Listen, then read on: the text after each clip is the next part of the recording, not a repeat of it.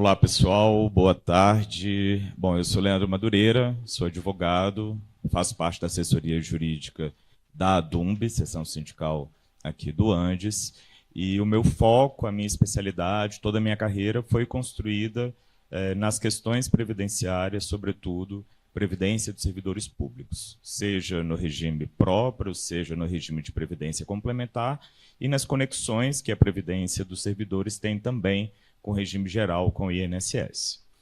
Bom, hoje eu primeiro queria agradecer o convite de estar aqui, né, por mais que a gente faça continuamente parte do sindicato, fazendo os atendimentos jurídicos, plantões de atendimento, lidando com os principais temas que perpassam a universidade, é sempre muito enriquecedor ter esse tipo de debate, poder esclarecer as regras numa perspectiva mais ampla. Então, agradeço à ADUMB por essa oportunidade, professor Pedro, pelo convite realizado.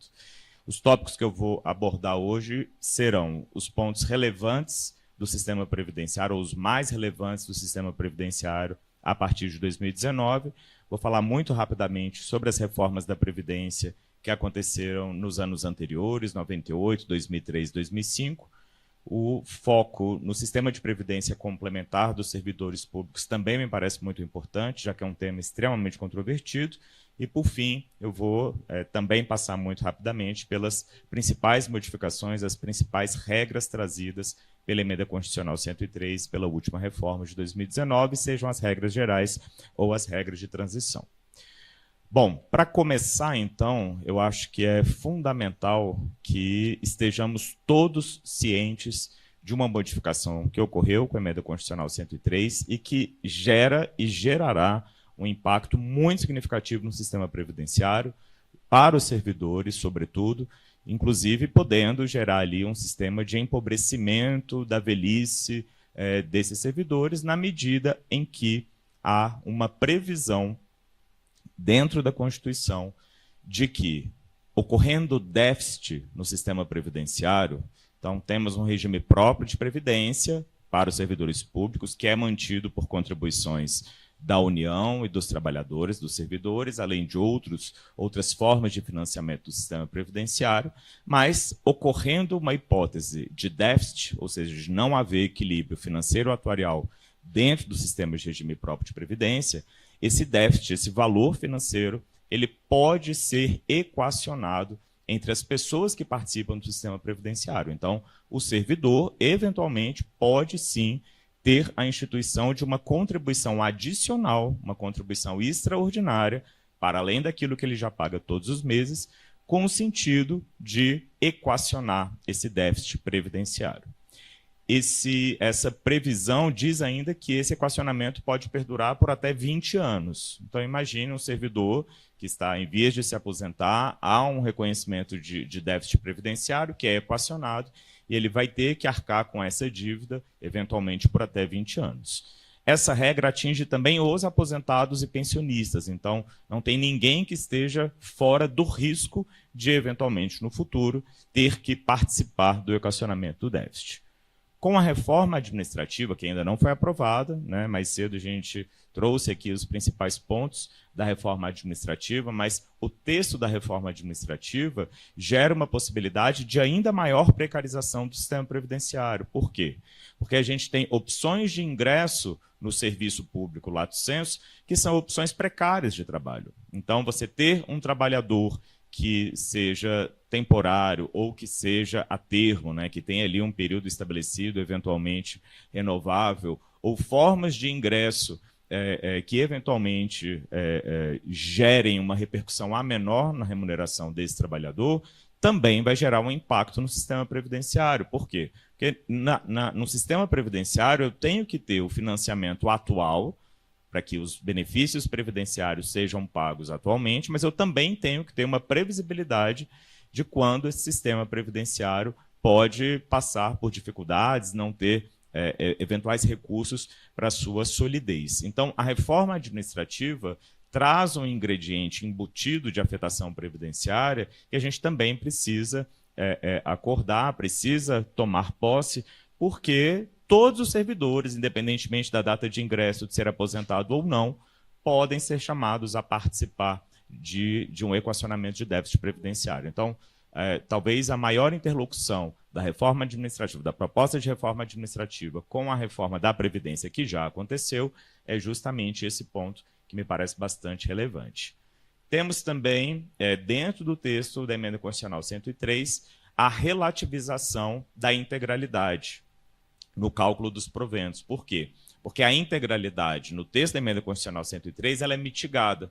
Ela leva em consideração, por exemplo, carga horária, promoção dentro da carreira. Então, ela não é exatamente a última remuneração desse servidor como era até então tratada. Vai ser analisado o conjunto remuneratório desse servidor, parte vai corresponder àquilo que ele receber antes da aposentadoria, mas o restante vai ou pode ser variável também.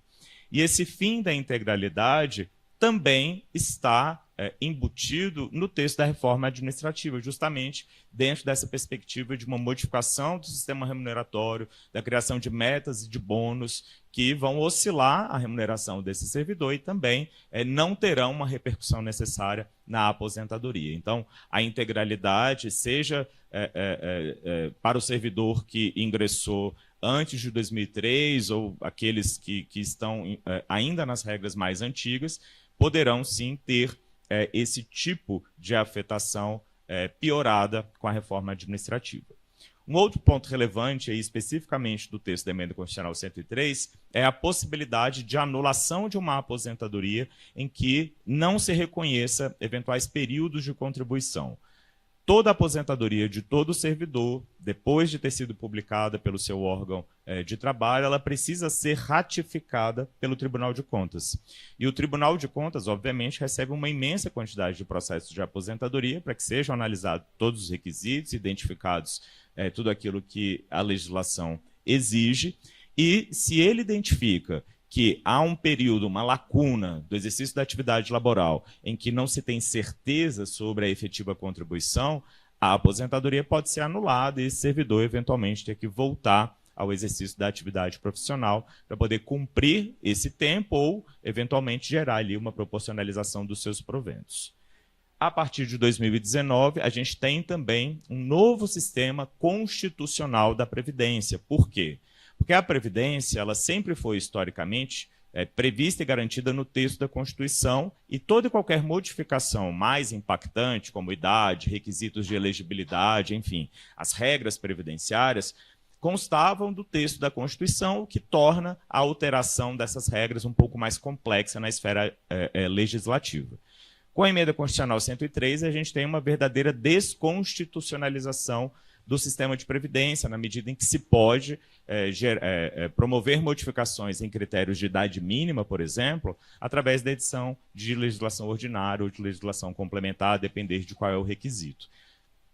Então, essa desconstitucionalização do sistema previdenciário também permite que esse sistema seja precarizado ainda mais, né, que seja oscilante em relação às políticas de governo e não políticas de Estado, o que também coloca o servidor numa vulnerabilidade muito maior. O texto da Emenda Constitucional 103 também, assim como a proposta de reforma administrativa, interfere de maneira bastante intensa no Pacto Federativo, né, na garantia de autonomia da União, dos Estados, dos municípios e do Distrito Federal. Por quê? Porque, além da reforma administrativa, prevê a necessidade dos municípios e dos estados aderirem ao texto da reforma, no sistema previdenciário a gente também teve uma imposição constitucional de que todos os municípios e todos os estados deverão criar um sistema de previdência complementar, se por acaso existir um regime próprio de previdência nessa região. E aí, quando a gente fala de obrigatoriedade de criação ou de adesão a um sistema de previdência complementar, isso traz uma modificação não apenas de regras para o servidor, mas também de estrutura do município, de necessidade de gestão diferenciada dos recursos previdenciários, o que também gera um impacto financeiro bastante significativo em entes federativos. Outro ponto importante que a gente sempre fica de olho e que sempre foi trazido nos grandes debates do sistema previdenciário, a possibilidade de tornar o sistema que hoje existe em um regime de capitalização. em que não haveria um pacto intergeracional entre as pessoas que exercem atividade profissional como contribuintes e os trabalhadores que já estejam aposentados. O regime de capitalização ele é um regime individualista, em que o meu benefício previdenciário estará diretamente ligado com a quantidade de dinheiro que eu tiver arrecadado ao longo da minha vida. Então, a privatização efetiva do sistema previdenciário é uma intenção, sempre foi uma intenção sobretudo do governo passado, e é uma intenção do mercado como um todo. O lobby da Previdência Complementar, da Previdência Fechada é muito forte, então essa é uma perspectiva também que me parece significativa para que encampe aí os traços de luta do sindicato. Um outro ponto que já tem ocorrido, sobretudo, o exemplo mais próximo é o que aconteceu no estado do Paraná, é de que o sistema de previdência complementar ele possa ser gerido por entidades abertas. O que isso significa? A previdência complementar hoje do servidor público ela é gerida por uma entidade que foi criada, que é a entidade que se chama FUNPRESP. Esse FUNPRESP ele é uma entidade fechada de previdência complementar que lida com o sistema previdenciário só dos servidores públicos efetivos do Poder Executivo, do Poder Legislativo, do Poder Judiciário no âmbito federal.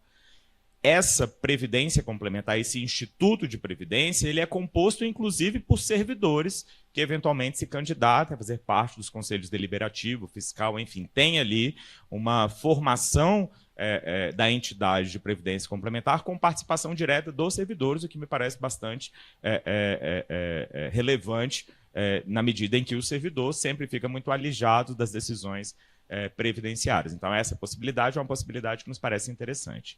Se a gente transfere a gestão dessa entidade fechada de previdência complementar para uma entidade aberta de previdência complementar, significa que eu posso delegar, por exemplo, ao Banco Itaú a gestão do meu sistema de previdência complementar do servidor público, ou para a XP Investimentos, Banco do Brasil, um banco internacional, enfim, qualquer que seja a instituição financeira que esteja por trás de uma entidade aberta de previdência complementar, eventualmente essa entidade pode sim ter a designação de gerir o sistema de previdência complementar do servidor público.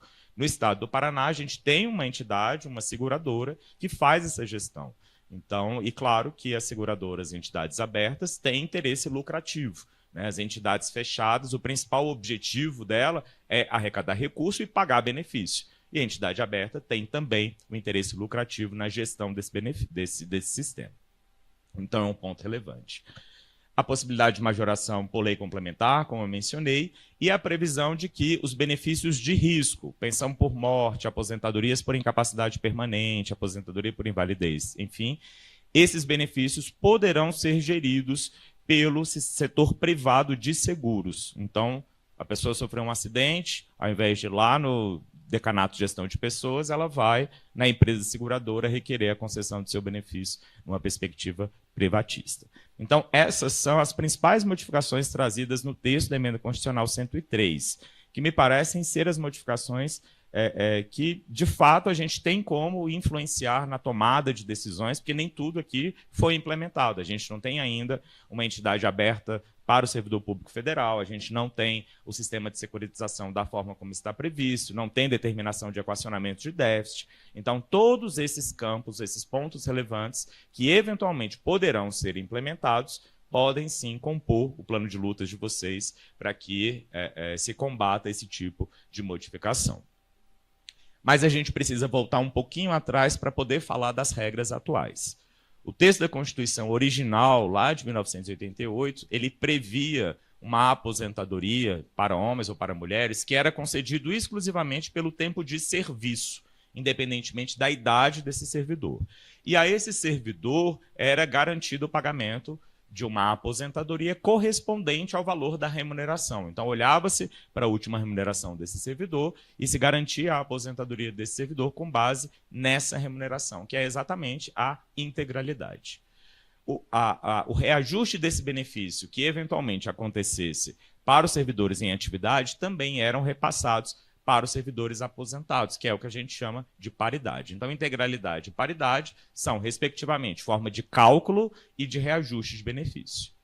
Em 1998, a gente teve a primeira modificação, a Emenda Constitucional número 20, e essa Emenda Constitucional número 20 adicionou um critério, na verdade, 3 critérios para a concessão de aposentadoria, que foi tempo mínimo de serviço público, 5 anos no cargo, 10 de serviço público, 5 anos no cargo, e idade mínima. Então, para os servidores que ingressassem num cargo público efetivo a partir de 17 de dezembro de 98, ele só se aposentaria quando, de fato, cumprisse com todos esses requisitos, inclusive a idade mínima.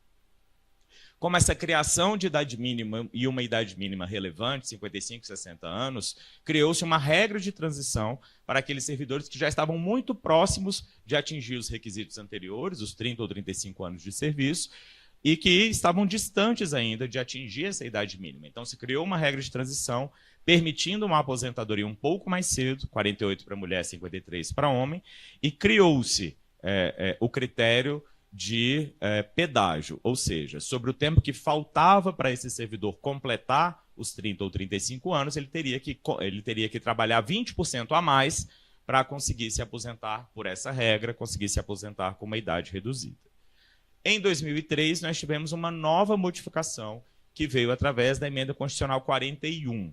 E a principal modificação inaugurada pela Emenda Constitucional 41 de 2003 foi a quebra da integralidade, a quebra da paridade. Então, o servidor que ingressasse num cargo público efetivo a partir de 1º de janeiro de 2004 não tem mais paridade e integralidade, a sua aposentadoria vai variar de acordo com a sua capacidade contributiva, de acordo com os seus salários de contribuição, as suas remunerações percebidas ao longo da vida, numa perspectiva de cálculo médio aritmético. Então, eu vou analisar todas as remunerações com juros e correção monetária e vou fazer um cálculo médio que corresponderá à aposentadoria.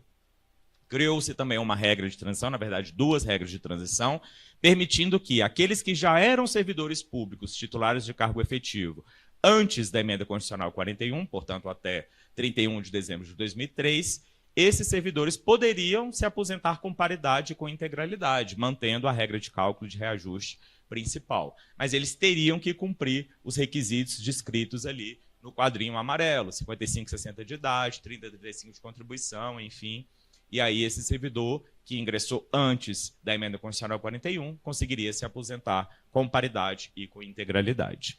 Tivemos ainda uma outra regra, inaugurada pela Emenda Constitucional 41, que é uma regra de transição também, mas é uma regra extremamente prejudicial, que a gente só utiliza, na verdade, para avaliar se a pessoa tem ou não direito a abono de permanência. A gente não tem tantos servidores assim se aposentando por essa regra, porque ela gera uma diminuição muito significativa do valor do benefício e ela utiliza o cálculo pela média aritmética. Então, não é uma regra vantajosa para o servidor público, a gente realmente só utiliza para aquele servidor que tem algum tipo de impermanência ou precisa sair mais cedo do mercado de trabalho do serviço público para conseguir se aposentar. Mas existe essa regra de transição. Em 2005, adveio uma nova reforma da Previdência, que foi a Emenda Constitucional 47 de 2005. A Emenda Constitucional 47, na verdade, ela só trouxe uma regra de transição adicional para as aposentadorias voluntárias. Ela disse o seguinte: se você, servidor, ingressou num cargo público efetivo até 16 de dezembro de 98, você pode se aposentar com paridade e com integralidade, desde que você cumpra com esses requisitos descritos aqui no slide.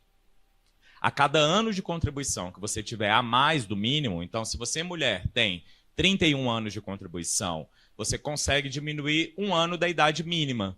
Então, se o requisito é 30 anos de contribuição com 55 anos de idade, a mulher que tenha 31 anos de contribuição consegue se aposentar aos 54.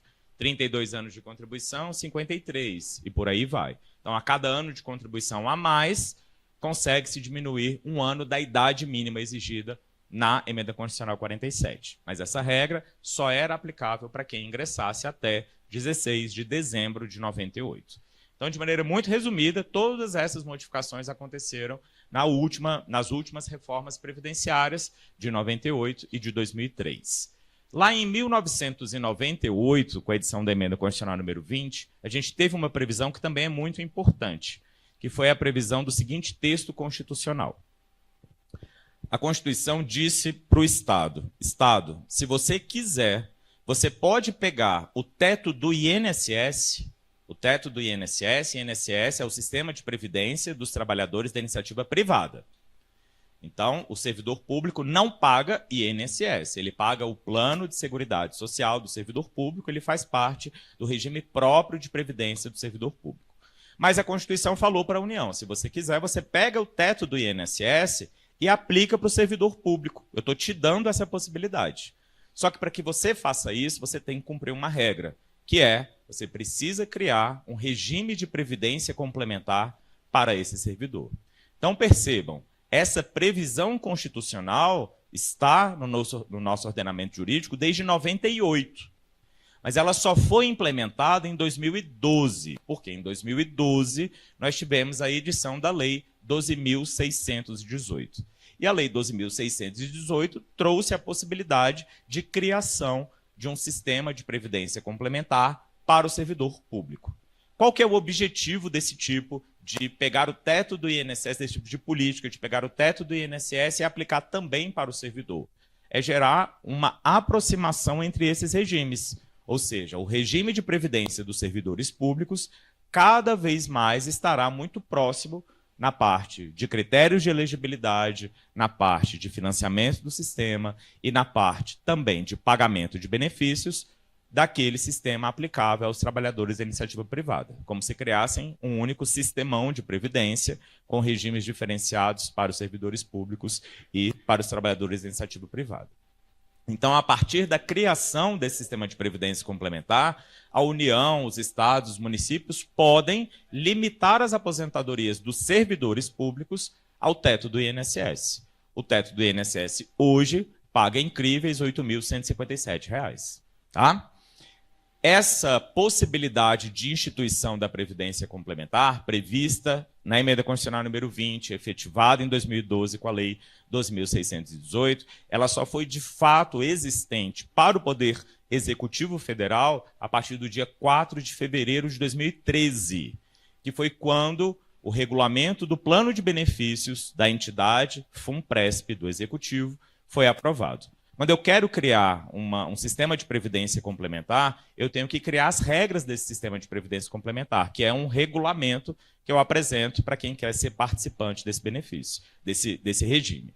Então, no caso, eu criei um regulamento aplicável ao servidor público, registrei esse regulamento lá no órgão de fiscalização, que é a Previc, e aí, quando isso foi aprovado, criou-se a possibilidade de que o servidor adira a esse sistema de previdência complementar, que ele assine esse contrato ao regulamento do plano de benefícios da Previdência Complementar. Então, 4 de fevereiro de 2013 foi quando ocorreu a aprovação do sistema de previdência complementar aplicável aos servidores do Poder Executivo Federal. Para os servidores do Poder Judiciário, essa aprovação aconteceu em outubro de 2013. O que essas datas têm de relevantes? É que todo e qualquer servidor público que ingresse num cargo público efetivo aqui no Poder Executivo Federal, a partir de 4 de fevereiro de 2013, ele terá obrigatoriamente, independentemente da sua remuneração, a aposentadoria limitada ao teto do INSS. Então, se você, servidor, entrou no dia 10 de fevereiro de 2013 no cargo de docente, parabéns, a sua aposentadoria é limitada ao teto do INSS. Vai ser igual ao teto do INSS? Não, ela será no máximo o teto do INSS. Se você quiser, não é uma obrigação, mas se você quiser, você pode aderir ao sistema de previdência complementar, que é um sistema de previdência complementar exclusivo para o servidor público. Só pode fazer parte do sistema de previdência complementar gerido pela FUNPRESP quem é servidor titular de cargo efetivo.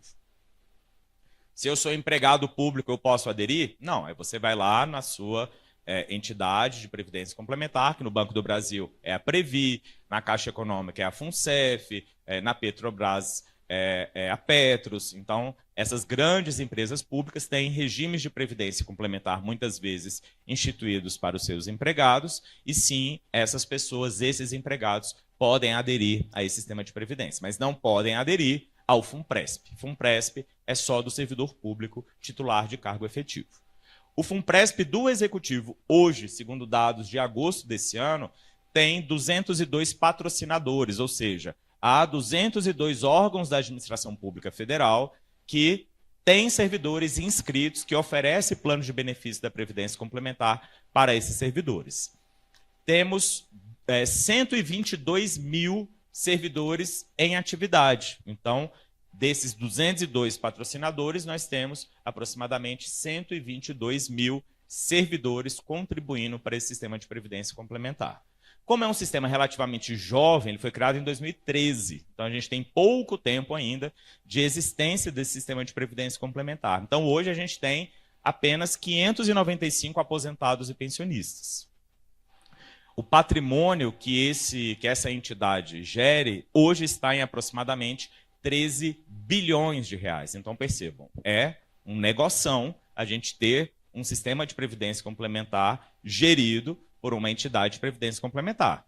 Porém, esse dinheiro deixa de ser arrecadado pelo Estado. Tá? Ele passa a ser arrecadado pela entidade de previdência complementar, que vai ficar responsável por pagar no futuro a complementação daquela aposentadoria.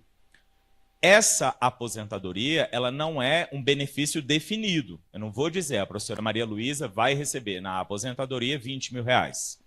A professora Maria Luísa, se fosse participante do FUNPRESP, se tivesse ingressado no cargo público efetivo a partir de 2013, teria de complementação de aposentadoria aquilo que ela juntou ao longo da sua vida.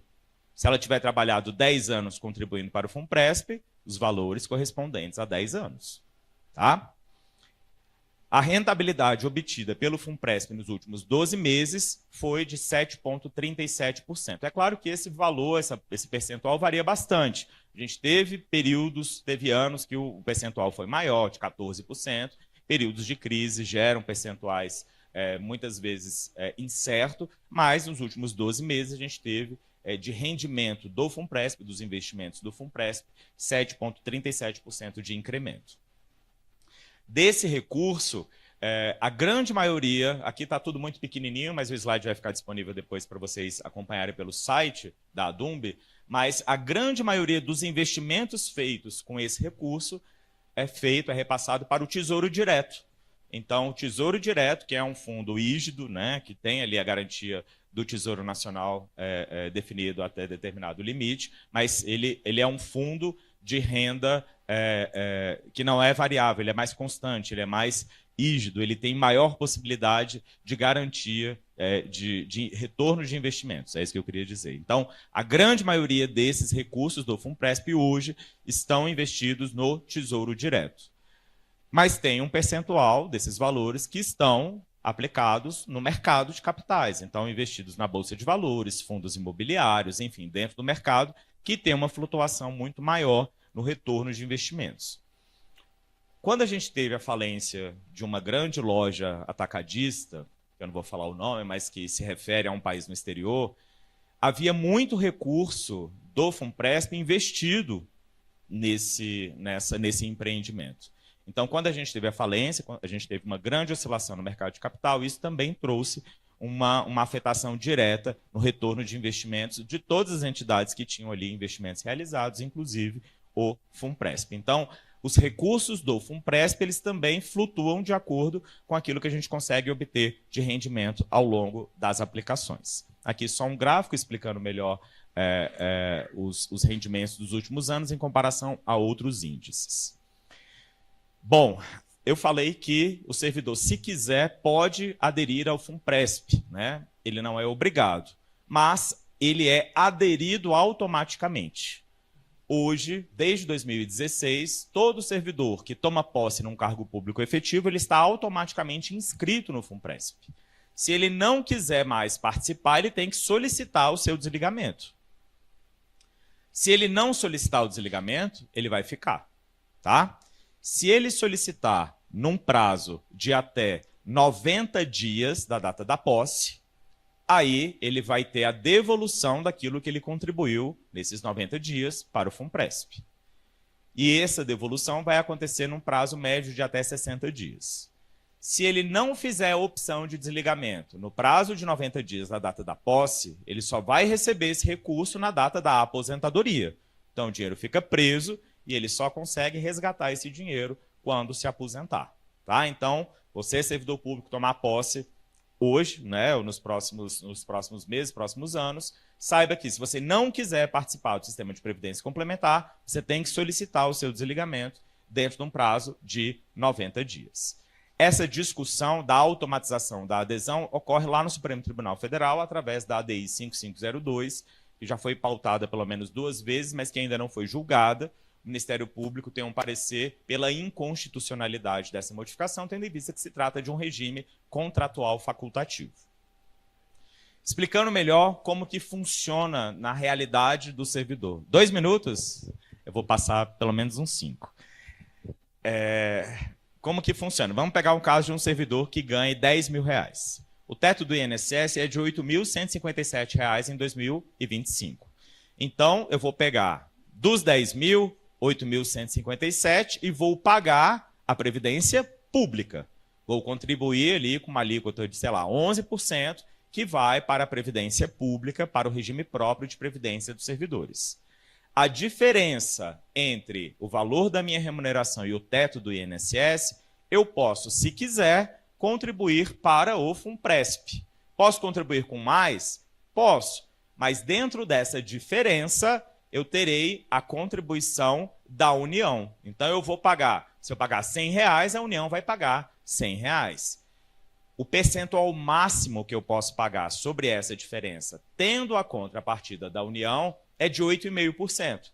Então, se eu pegar 8,5% sobre essa diferença da minha remuneração e o teto do INSS, aqui no exemplo do servidor que ganha R$10.000, esse salário de participação vai ser de R$1.842, ele contribuindo com 8,5%, ele vai ter uma contribuição mensal de R$156, com mais R$156 da União. Essa contribuição é uma contribuição relevante para o momento em que ele for se aposentar? É dinheiro suficiente para que esse servidor se aposente com maior tranquilidade, tendo maior quantidade de recursos? Não. Vamos colocar aqui que a gente tem R$350 por mês pagos pela União e pelo servidor para o sistema de previdência complementar. Isso vai dar pouco mais de R$4.000 por ano.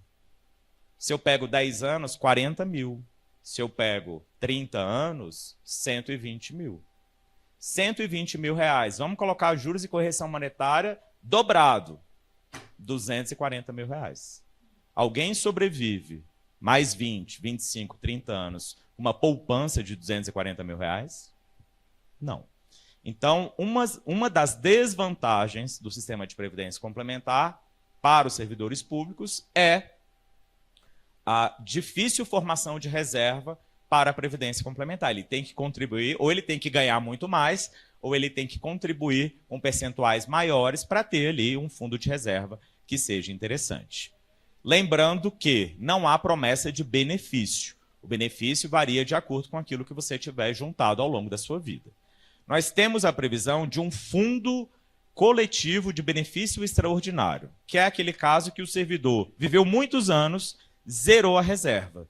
Aí esse servidor pode entrar nesse fundo coletivo para receber um benefício mensal mínimo, que vai ser muito pequenininho, somente para que tenha ali a continuidade do pagamento de alguma complementação de aposentadoria. Mas esse fundo, obviamente, é limitado, e quanto mais servidores forem dependentes desse fundo, menor vai ser o valor mensal que esses servidores vão receber. Lembrando que o teto do INSS é uma política de Estado, é uma política constitucional de Estado. Tem previsão constitucional para que ocorra a modificação do teto do sistema de previdência, mas cada governo vai decidir o valor e quando esse teto vai subir. Sempre que a gente tem um aumento do teto do INSS e um congelamento da remuneração do servidor, o salário de participação desse servidor vai cair. Então, um servidor que lá em 2023 ganhava R$10.000 no teto existente em 2023, ele pagava por mês R$200 para o FUNPRESP. Hoje ele paga R$156. Então, percebam que as modificações da remuneração dos servidores têm também um impacto direto, não apenas na Previdência Pública, mas também na Previdência Fechada. Então, aqui eu trouxe rapidamente os chamarizes do sistema de previdência complementar, que são pontos importantes, relevantes, para que o servidor decida se quer ou não participar, que é a contribuição paritária do ente federativo, a possibilidade de abatimento dessas contribuições no imposto de renda, igual a gente abate colégio de menino, plano de saúde, a gente também pode abater as contribuições para a Previdência Complementar, e talvez o maior chamariz seja a possibilidade de mobilidade dessa reserva. Porque o perfil do servidor público ele muda e vai continuar mudando ao longo dos anos. Então, não necessariamente a gente vai ter aquele perfil clássico do servidor que quer ficar 40 anos no serviço público. A gente vai ter servidores que querem passar uma temporada de 10, 15, 20 anos no serviço público e depois ir para a iniciativa privada, empreender, enfim. Então, quem tem esse perfil, quem fizer essa escolha, pode levar, pode carregar essas reservas para outros sistemas de previdência complementar, o que obviamente não ocorre na previdência pública. Então, esse ponto, para quem exerce essa mobilidade laboral, é um ponto relevante.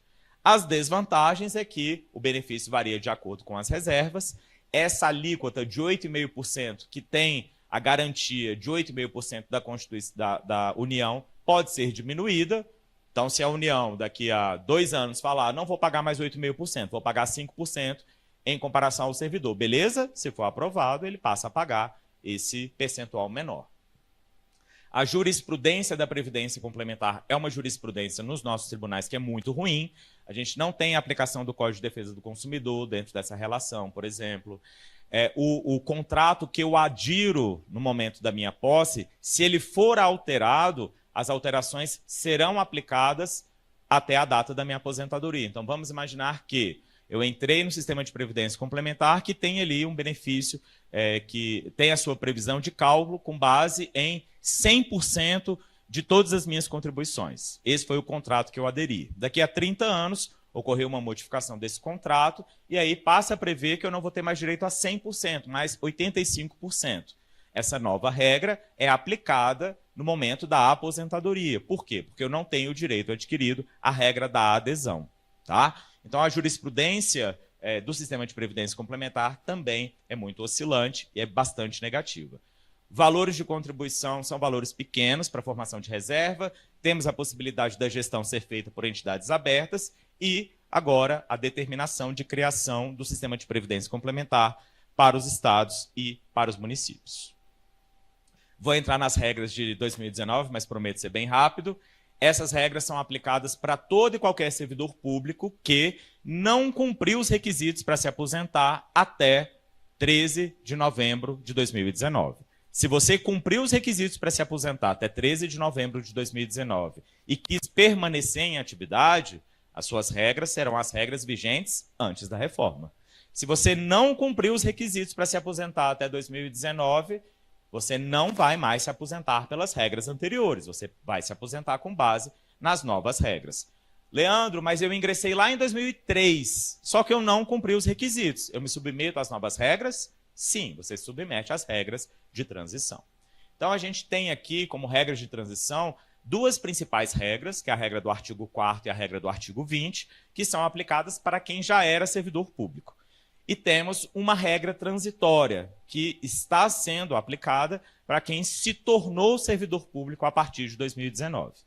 E temos a previsão de uma nova regra, que virá por meio de lei complementar, mas que ainda não foi sequer apresentada. Então, a gente não sabe aquilo que virá com essa nova previdência, a previdência do futuro.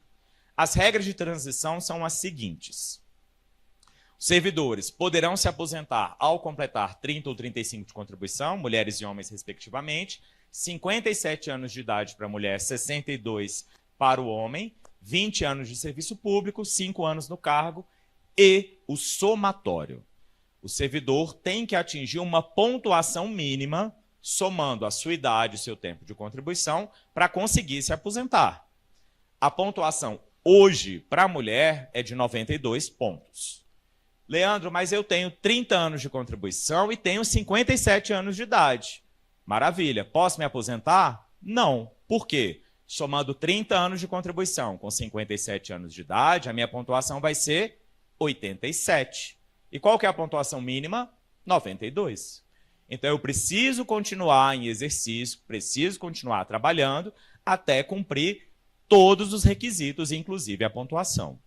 Qual que é o problema? Essa pontuação ela é progressiva. Então, a cada ano, eu aumento 1 ponto como critério a mais nesse somatório. Então, em 2025, a mulher tem que atingir 92 pontos, mas em 2026, 93. Em 2027, 94, até atingir o percentual de 100, 105. Temos aqui uma forma de cálculo também prevista, uma nova forma de cálculo prevista na Emenda Constitucional 103 de 2019, na regra de transição do artigo 4º, que é a seguinte: eu vou pegar todas as remunerações desse servidor, 100% das remunerações, e vou fazer uma média aritmética. Sobre esse resultado da média, eu vou aplicar uma alíquota. Essa alíquota, ela vai variar de acordo com o meu tempo de contribuição.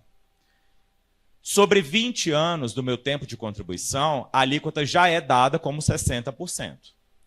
Cada ano de contribuição que eu tiver além dos 20, eu vou acrescentar 2%. Então, vamos imaginar que a mulher se aposente com 30 anos de contribuição. Atingiu ali uma média aritmética da totalidade das suas remunerações, eu vou aplicar a alíquota. Essa mulher, com 30 anos de contribuição, vai ter a seguinte alíquota. Sobre 20 anos, 60%. Ela tem 30. 30 menos 20, 10. Para cada ano além dos 20, eu acrescento 2%. Então, 10 anos vezes 2, 20. 20% mais 60%, 80%. Então, ainda que a mulher, ainda que o homem se aposente com tempo de contribuição mínimo de 30 ou 35 anos e cumprindo os demais requisitos, ele não terá direito a 100% da sua média aritmética. Professora, da integralidade ele já não tem desde 2000. Não vai ter nem a totalidade da média, tá? Leandro, mas eu quero atingir 100% da média. Tem jeito? Claro que tem. Basta trabalhar 40 anos. Aí você atinge 100% da média, tá? No caso dos homens, aposentando-se aos 35 anos de contribuição, cumprindo os demais requisitos, a média sofre a alíquota de 90%. Cálculo 2. Então, ainda lá no artigo 4º, nós temos uma outra previsão de cálculo. E essa previsão de cálculo ela é aplicada exclusivamente para quem entrou até 31 de dezembro de 2003. Então, se você entrou antes de 31 de dezembro de 2003, não reuniu os requisitos para se aposentar até 2019, permanece em atividade, está submetido às regras de transição. Se você quiser, você pode se aposentar com base nessa regrinha de cálculo 2, que tem ali os mesmos requisitos. 30, 35, 20 anos de serviço público, somatório. Porém, a idade é um pouco maior. Se na regra, sem integralidade e paridade, a mulher se aposenta com 57, aqui ela se aposenta com 62, pelo menos. E o homem com 65. Mas você continua precisando cumprir o critério de pontos. Então, nesse caso, quem tem 30 anos de contribuição em 2025, 62 anos de idade, sendo mulher em 2025 e entrou antes de 2003, já pode se aposentar, porque a pontuação hoje é de 92 pontos. Tá? Então, eu continuo submetendo, ainda que para ter a aposentadoria com integralidade e paridade, as regras de pontuação. A relativização da integralidade eu já mencionei. Falando rapidamente sobre a regra de transição do artigo 20, é a famosa regra do pedágio. Ela exige um pouco menos de idade para a mulher e para o homem, mas ela diz o seguinte: você tem que trabalhar mais tempo. E esse tempo que a pessoa precisa trabalhar mais vai ser calculado sobre o tempo que essa pessoa tinha lá em 2019. Então eu volto para 2019 e vejo quanto tempo a professora Maria Luísa tinha. Ela tinha, por exemplo, 28 anos de contribuição. Não conseguia se aposentar porque não tinha os 30, teve que trabalhar, teve que se submeter às novas regras, então ela tinha ali 28 anos de contribuição em 2019. O pedágio vai ser calculado sobre o tempo que falta para ela atingir os 30. Então, no caso dela, faltavam 2 anos para atingir os 30, ela vai ter que trabalhar mais 2 anos. Então, ao invés de se aposentar com 30, ela vai se aposentar com 32 anos de contribuição, obrigatoriamente. Não compulsoriamente, óbvio que se ela quiser, ela pode permanecer. A regra de cálculo é a mesma. Entrei antes de 2003, tenho paridade e integralidade. Entrei depois de 2003, aí você vai para a média aritmética de todas as suas remunerações. Só que aqui eu não tenho a aplicação da alíquota, tá? Então, é mais vantajoso financeiramente se aposentar por essa regra. Agora, se faltavam muitos anos para você atingir 30 ou 35 anos de contribuição lá em 2019, é claro que o pedágio vai ser muito alto também, inviabilizando a sua aposentadoria e permitindo que você cumpra os requisitos da regra do artigo 4º. Bom, todos os demais pontos que eu trouxe são pontos acessórios da reforma. Temos aqui a regra transitória, que é uma aposentadoria por idade, com 65 para homem, 60 para mulher, 25 anos de contribuição, e temos uma série de outras regrinhas que a gente tem no slide que eu não vou passar. A única regra além que eu vou mencionar, que é uma regra bastante significativa, é a regra da pensão por morte. Por quê? A regra da pensão por morte prevê que, independentemente do servidor ser aposentado ou não, eu vou conceder uma pensão por morte aos seus beneficiários de acordo com a realidade familiar desse servidor. Eu vou, então, analisar a sua cota familiar. Essa cota familiar vai ser de 50% mais 10% por cada beneficiário. Então, se eu sou casado, deixei cônjuge somente, vou ter 50% mais 10%, totalizando 60%. Aplicável sobre o quê? Sobre a minha aposentadoria, se eu já for aposentado. Mas, Leandro, eu não sou aposentado. Eu vou aplicar os mesmos 60% sobre o benefício hipotético que eu teria na data da morte se eu fosse aposentado por invalidez. Olha a confusão. Então, o servidor está em atividade, morreu. Não tinha direito à aposentadoria. Aí eu vou analisar. Bom, se esse servidor fosse aposentado por invalidez, qual seria o valor da aposentadoria dele? Aí eu vou aplicar esse 60%. Só que tem um problema. A aposentadoria por invalidez desse servidor vai ser calculada daquela mesma forma. Média de 100%, se não for acidente de trabalho ou doença ocupacional, vezes a alíquota. Então, se na data da morte esse servidor tiver 25 anos de contribuição, a alíquota dele vai ser de 70%. Então, 70% sobre os 100% da média. Essa seria a aposentadoria hipotética, mas a pensão por morte é 60% disso. Então, o empobrecimento da velhice para o servidor é uma realidade e para os beneficiários também. E não digam que essa regra está muito distante de acontecer para você, porque todos os dias eu recebo alguma consulta de algum professor da UNB ou de outra carreira dizendo: Leandro, meu cônjuge morreu e minha pensão caiu muito. Eu não consigo mais manter o padrão financeiro que tinha quando o meu marido ou a minha esposa eram vivos. Tem como fazer alguma coisa? Não, a não ser gerar a modificação desse tipo de regra. E tem um detalhe importante: a pensão por morte só é vitalícia se o cônjuge que sobreviver tiver pelo menos 2 anos de relação antes da morte, casamento ou união estável, e mais de 45 anos. Se tiver menos de 45 anos, a pensão vai ser temporária, de acordo com essa tabela. Se não tiver 2 anos de união estável ou de casamento, a pensão vai ser paga por apenas 4 meses. Tá bom?